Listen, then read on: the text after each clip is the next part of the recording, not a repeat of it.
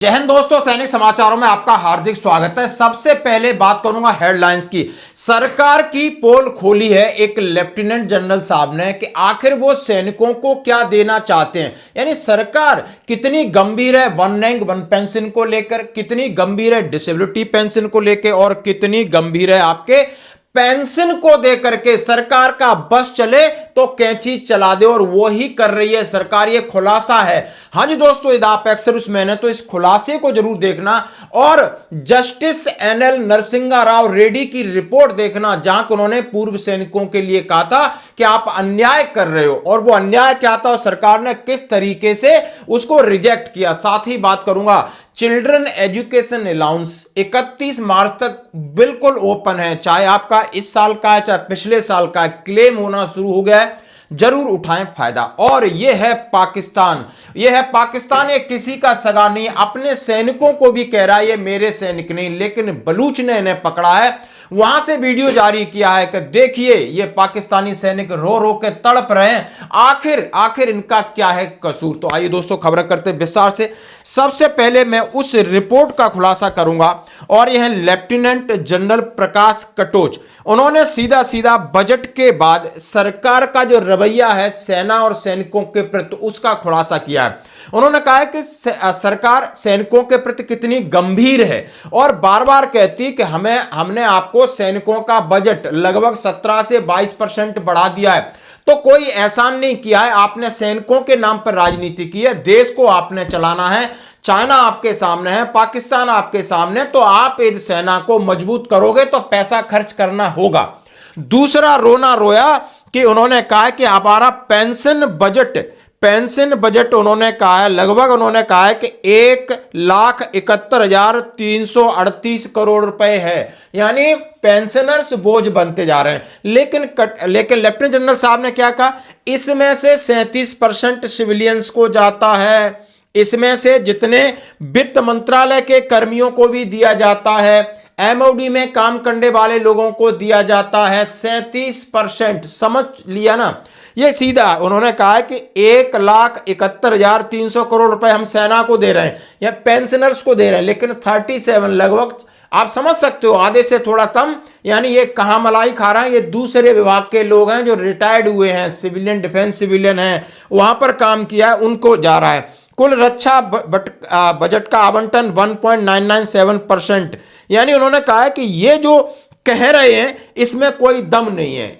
कोई दम नहीं है। और साथ ही जैसे उन्होंने कहा है कि एक सेना प्रमुख ने एक किताब लिखी जिसमें सच्चाई डाली, उसका थोड़ा वीडियो भी कांग्रेस ने अपने तरीके से किस तरीके से बनाया है, जहां के जनरल नरवाने साहब रक्षा मंत्री जी को फोन कर रहे हैं, रक्षा मंत्री जी प्रधानमंत्री जी को फोन कर रहे हैं और कह रहे हैं आपको जो दिखे वो करो, और जैसा ही कहा तो उनको लेने के देने पड़ गए। यानी उनका आप देख सकते हो किस तरह फजीयत हो रही उस किताब की।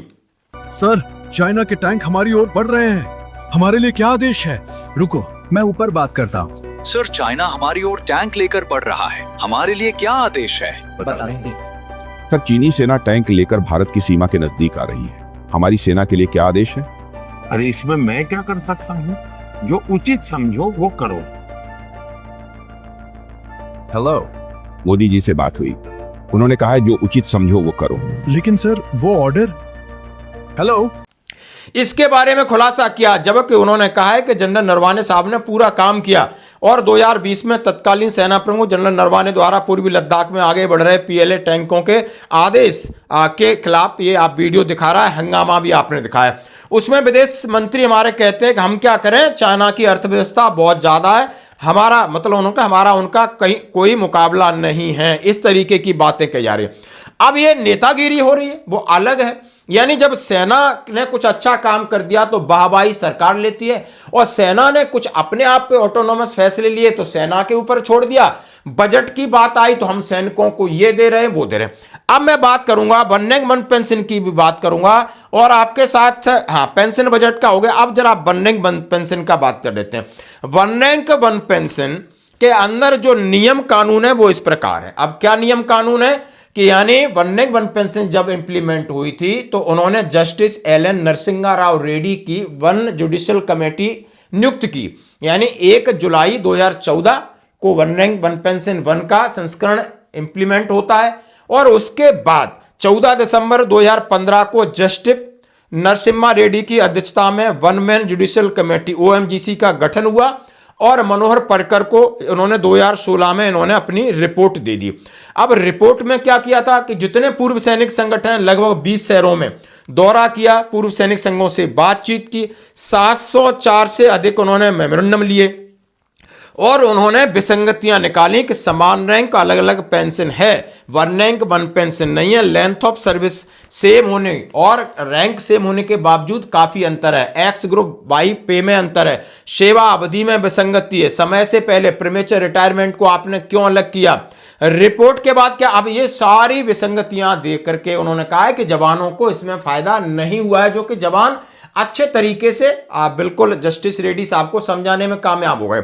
अब ये रिपोर्ट सरकार के पास जाती है, यानी कि नहीं बहुत गड़बड़ी है इसमें, तो सरकार क्या करती है, समिति की रिपोर्ट मिलने के बाद सरकार ने इसके सुझावों की व्यवहार्यता और वित्तीय पहलुओं की जांच के लिए एक आंतरिक इंटरनल कमेटी का गठन किया। सरकार सबसे पहले अपना पैसा देखती है और देखती है इसका साइड इफेक्ट क्या है, हमारा नुकसान हमारा फायदा। अब इन्होंने देखा कि ये जेएसयू जवान का है, बाकी अधिकारियों को मिल गया है, तो उन्होंने इसको ठंडे बस्ते में डाल दिया। रिपोर्ट की सिफारिश को पूरी तरह लागू नहीं किया, जिसमें पूर्व सैनिकों में असंतोष रहा। बाद में OROP-2 OROP-3 में भी ये मुद्दा बना रहा। माननीय सुप्रीम कोर्ट में भी गया तो उन्होंने इसमें सुप्रीम कोर्ट ने भी हस्तक्षेप नहीं किया। तो आप ये देख सकते हो, ये है OMGC की रिपोर्ट आपके सामने। तो क्या OROP को लेकर सरकार गंभीर थी? क्या आप डिसेबिलिटी पेंशन को लेकर सरकार गंभीर है? अब आइए इस मामले पे जरा आते हैं।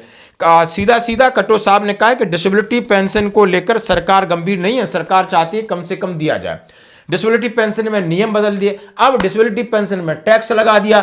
अब टैक्स लगा दिया तो उसके बाद यानी कांग्रेस अभी थोड़ा मुखर हो गई है और जाकर के कह रहे हैं 28 तारीख तक का अल्टीमेटम दे रहे हैं, इसके बाद हम पूर्व सैनिकों को जोड़ेंगे, आंदोलन करेंगे, जंतर मंतर पर जाएंगे, धरना प्रदर्शन करेंगे।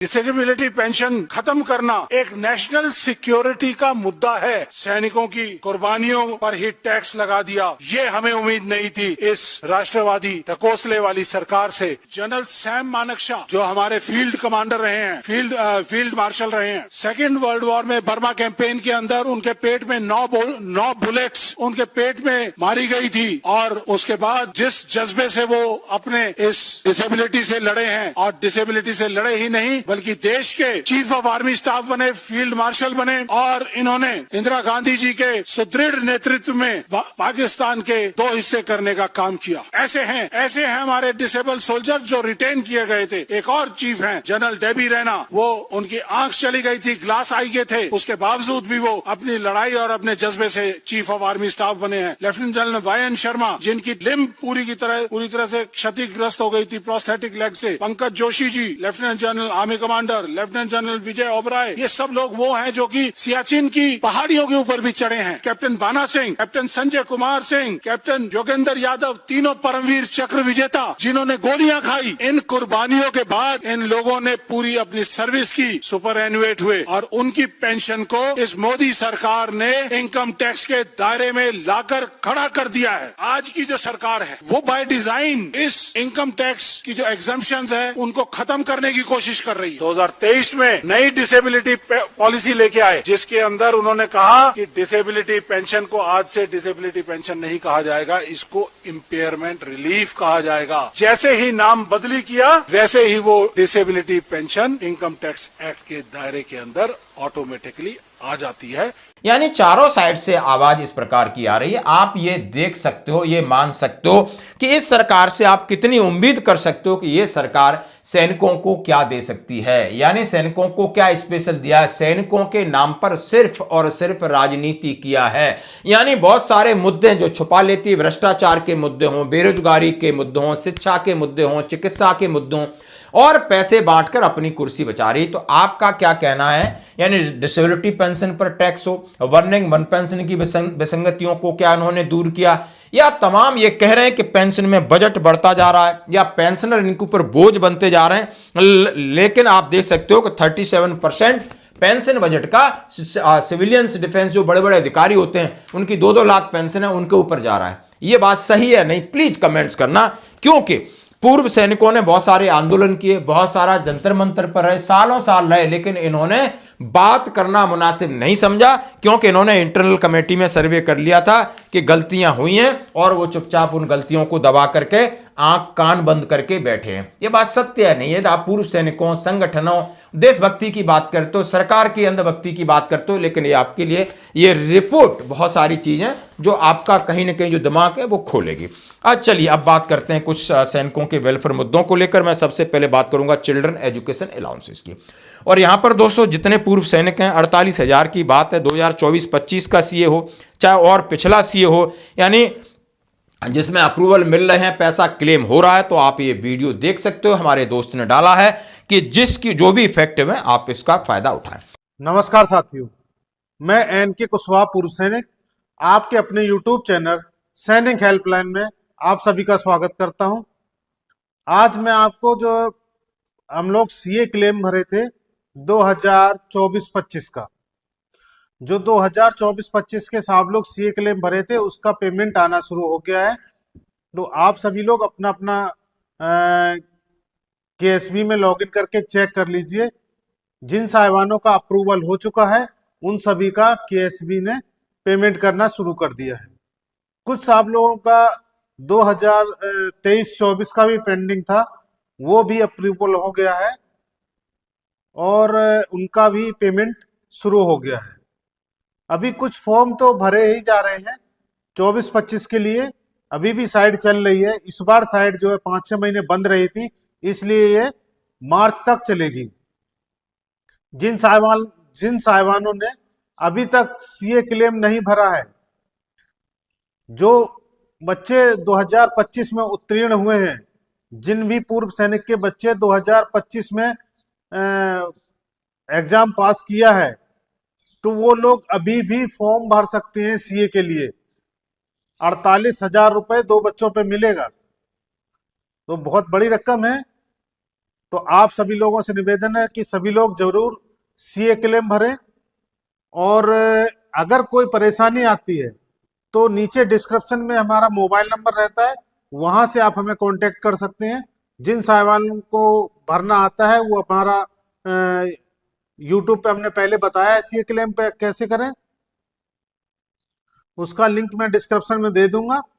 तो आप लोग वहां से जो है देख के सीए क्लेम भर सकते हैं अपना। और फिर भी नहीं आ रहा है तो आप हमारे साथ डॉक्यूमेंट शेयर करके भी हमारी टीम के द्वारा आप अपना सीए क्लेम भरवा सकते हैं। तो 1 अप्रैल से हो सकता है नया सत्र खुल जाएगा, फिर ये जो 24-25 वाला क्लेम है वो आपका नहीं होगा। तो आप सभी लोगों से निवेदन है, अभी आप सभी लोग अपना क्लेम जो छूटा हुआ है वो अभी भर लीजिए 24-25 वाला।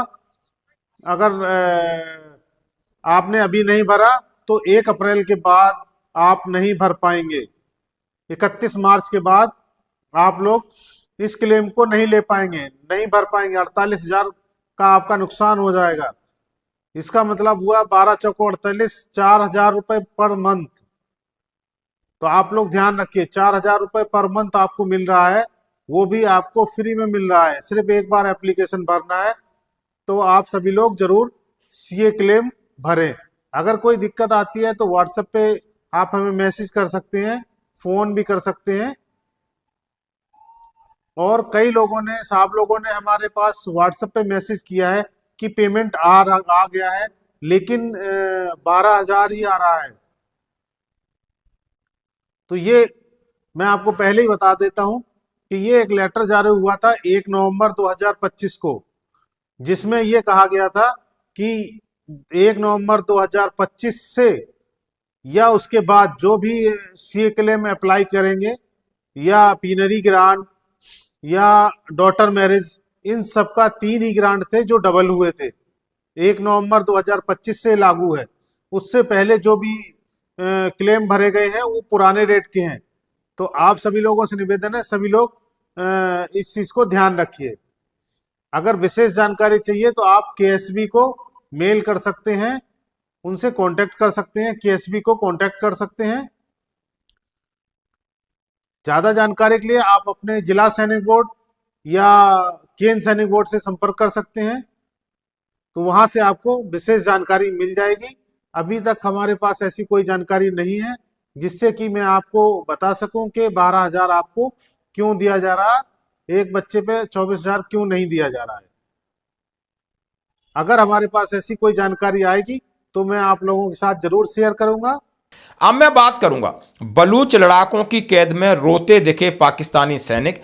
हम देश के लिए लड़ते हैं लेकिन सरकार को हमारी कोई परवाह। इनकी हैकड़ी किस तरह निकल रही है आप देख सकते हो। पाकिस्तानी उग्रवादी संगठन बलोच लिबरेशन आर्मी BLA ने एक वीडियो जारी किया जिसमें पाकिस्तानी सैनिक सरकार से मदद की गुहार लगा रहे हैं।